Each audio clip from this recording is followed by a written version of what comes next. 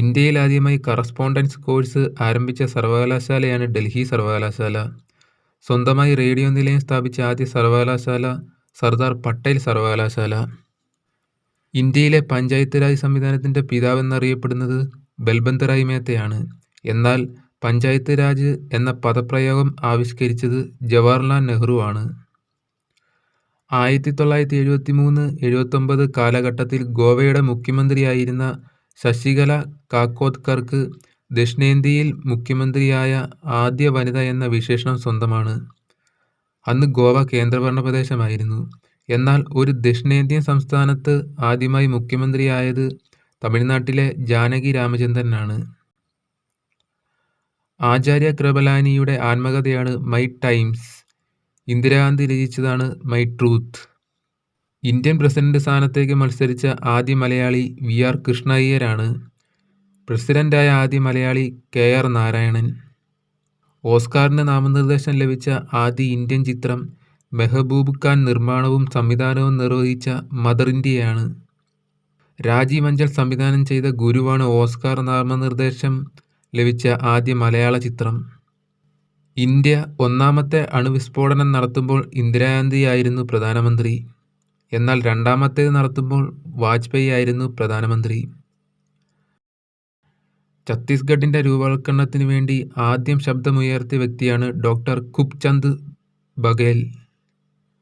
എന്നാൽ ഛത്തീസ്ഗഡ് എന്ന പേരുള്ള സംഘടന സ്ഥാപിച്ച ആദ്യ വ്യക്തി ശങ്കർ ഗുഹ നിയോഗിയാണ്.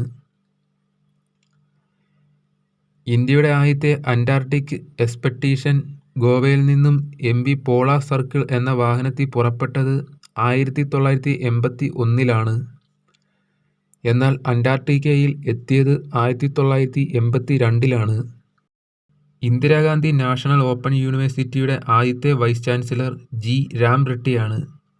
ജവഹർലാൽ നെഹ്റു യൂണിവേഴ്സിറ്റിയുടെ ആദ്യ വൈസ് ചാൻസലർ ജി പാർത്ഥസാരഥിയാണ്.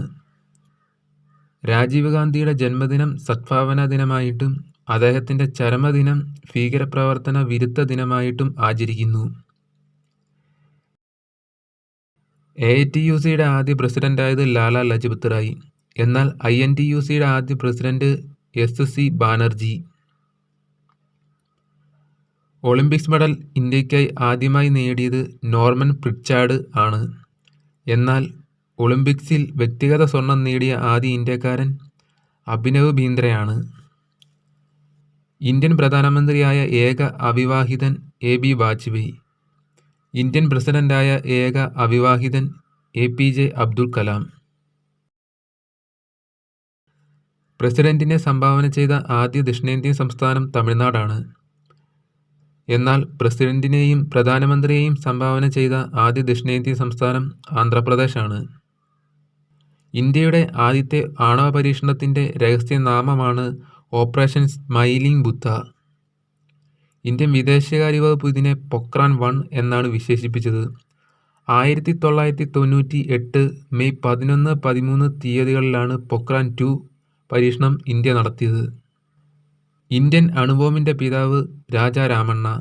എന്നാൽ ഇന്ത്യൻ മിസൈൽ പദ്ധതിയുടെ പിതാവ് APJ അബ്ദുൽ കലാം. ഇന്ദിരാഗാന്ധിയെ വധിച്ചത് അംഗരക്ഷകരായിരുന്ന സത്വന്ത് സിംഗും ബിയാന്ത് സിംഗുമാണ്. ഇന്ദിരാഗാന്ധി വധക്കേസിൽ തൂക്കിലേറ്റപ്പെട്ടത് സത്വന്ത് സിംഗും കെഹാർ സിംഗുമാണ്. ബിയാന്ത് സിംഗ് ഇന്ദിരാഗാന്ധിയുടെ വധസമയത്ത് തന്നെ ITBP കമാൻഡോകളുടെ വെടിയേറ്റ് മരിച്ചു. രാജീവ് ഗാന്ധി വധത്തിന് പിന്നിലെ സുരക്ഷാ പാളിച്ചയെക്കുറിച്ച് അന്വേഷിച്ചത് ജെയിൻ കമ്മീഷനാണ്. രാജീവ് ഗാന്ധി വധത്തിന് പിന്നിലെ ഗൂഢാലോചനയെക്കുറിച്ച് അന്വേഷിച്ചത് വർമ്മ കമ്മീഷനാണ്. ഇന്ത്യൻ ബഹിരാകാശ ശാസ്ത്രത്തിൻ്റെ പിതാവ് വിക്രം സാരാഭായ്. എന്നാൽ ഇന്ത്യൻ ആണവശാസ്ത്രത്തിൻ്റെ പിതാവ് ഹോമി ജഹാംഗീർ ബാവ. ഇന്ത്യയിൽ പദവിയിലിരിക്കെ അന്തരിച്ച ആദ്യ പ്രധാനമന്ത്രി ജവഹർലാൽ നെഹ്റു ആണ്. പദവിയിലിരിക്കെ അന്തരിച്ച ആദ്യ പ്രസിഡന്റ് ഡോക്ടർ സക്കീർ ഹുസൈനാണ്. ഇന്ത്യയിൽ നിന്ന് ആദ്യമായി ഓസ്കാർ നേടിയത് ഭാനു അത്തയ്യ എന്ന വനിതയാണ്.